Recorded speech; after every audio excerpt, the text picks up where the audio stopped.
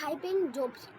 अगर आप लोगों को ये एक अच्छी जॉब चाहिए 2025 के अंदर, तो आपको किन किन प्रोजेक्ट्स को अपने रेज्यूमे के अंदर डालना चाहिए, आज हम उस चीज़ के बारे में बात करेंगे। तो आ जाइए इस वीडियो के अंदर और देखते हैं कौन कौन प्रोजेक्ट आपको कंपनी के अंदर डाल सकता है और आपकी कंपनी के अंदर जाने में हेल्प कर सकता है एक हाई पेइंग जॉब के साथ।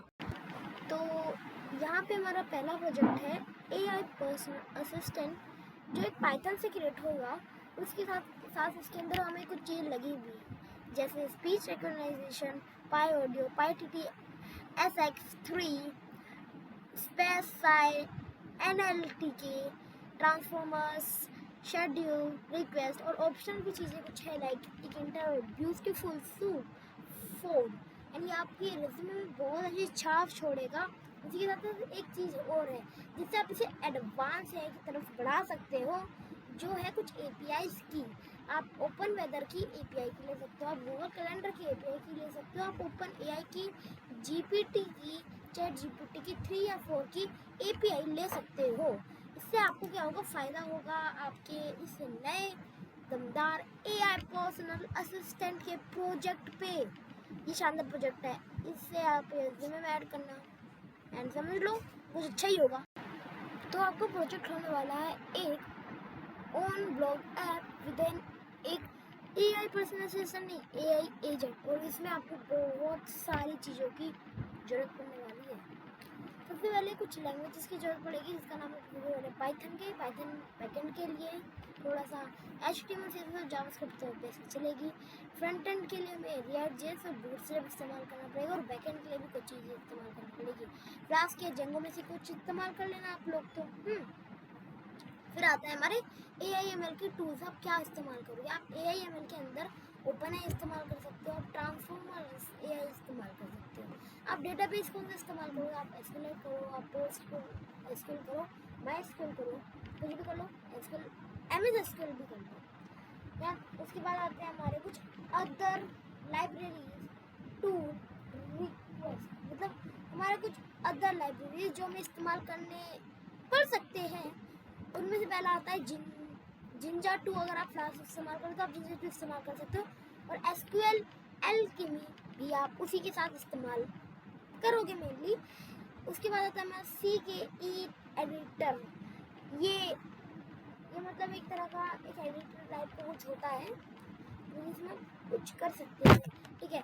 उसके बाद हमारा आता है quill.js, जावास्क्रिप्ट के अंदर इस्तेमाल होगा।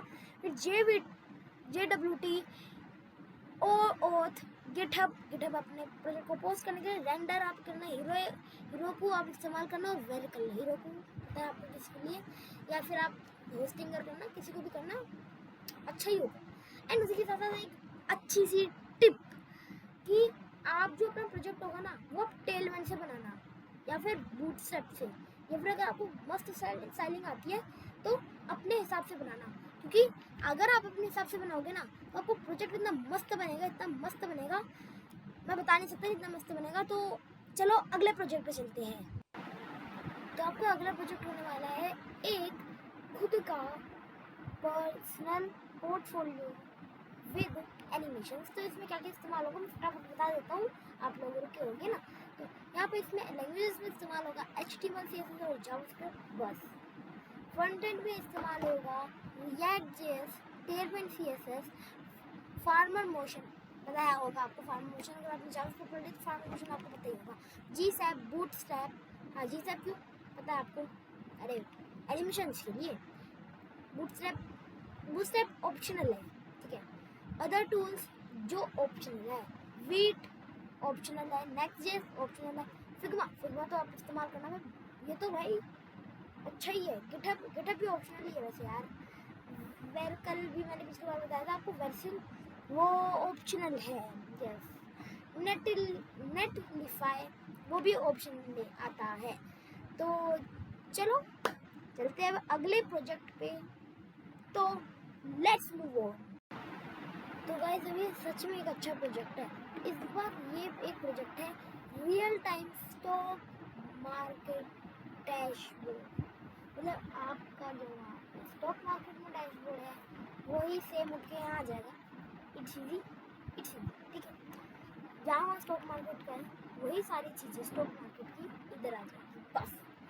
और इसमें हमारा यूज़ होगा Python, HTML, CSS, JavaScript languages के तौर पे, और फ्रंट एंड लाइब्रेरीज में इस्तेमाल होगी रिएक्ट जेएस, चार्ट्स बनाने के लिए, चार्ट्स, टेलविंड, CSS। बैकएंड में आप इस्तेमाल कर सकते हो फ्लास्क या जेंगो में से कुछ भी, फास्ट API भी इस्तेमाल कर सकते हो आप। एंड सबसे ज़्यादा API डेटाबेस हमें मिलेगा अल्फा विंटेज API से, याहू वेनेस API से, या फिर विनहब API से, और कुछ मतलब एक तरह की अलग जो लाइब्रेरीज है वो है रिक्वेस्ट। अगर आप इस्तेमाल करना चाहो ये ऑप्शनल है, हाँ ये थोड़ी बहुत ऑप्शनल है। रिक्वेस्ट, पांडास, वाइफिनएंस,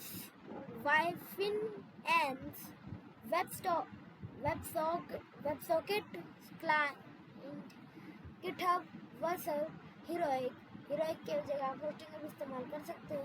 ये वैसे एक मॉड्यूल लाइब्रेरी नहीं है, वो तो नेटलीफी वो भी इस्तेमाल कर सकते हो। और अब ये हमारा 4th प्रोजेक्ट है, और 5th प्रोजेक्ट ठीक ठाक से प्रोजेक्ट है। 4th प्रोजेक्ट सबसे इम्पोर्टेंट प्रोजेक्ट है। अगर आपने ये बना लिया ना अच्छे से, तो आपका रेज्यूमे 10 लेवल से 30 या 40 लेवल अकेला यही कर देगा, तो समझ लो। तो अब चलते हैं अगले एंड आखिरी प्रोजेक्ट पे। चलो let's begin the last project. तो आपका अगला प्रोजेक्ट है टास्क मैनेजर डैशबोर्ड। तो यहाँ पे ना ये थोड़ा बहुत अच्छा प्रोजेक्ट है, ये आपको थोड़ी सी हेल्प दे सकता है अगर आप इसे अपनी लाइफ में ऐड करो तो यहाँ पे ना सबसे पहले लैंग्वेज पे बात करते हैं। लैंग्वेजेस में सबसे पहले है पाइथन, HTML, CSS और जावास्क्रिप्ट। फ्रंट एंड लाइब्रेरीज में है रिएक्ट जेएस, टेलविंड, CSS या फिर बूटस्ट्रैप। बैकएंड में है फ्लास्क यूज़ करो, जेंगो यूज़ करो ऑब्वियसली। फिर fast API, state management, Redux, context API। Database में SQLite इस्तेमाल करो, PostgreSQL इस्तेमाल करो, MongoDB इस्तेमाल करो, MS SQL इस्तेमाल करो। और उसके बाद है अदर लाइब्रेरीज टूल्स के अंदर full calendar, React DMD, iSource, GitHub, Vercel, Heroku, Netflix, नेट5 और उसी के साथ साथ कुछ भी नहीं। तो चलो बाय बाय।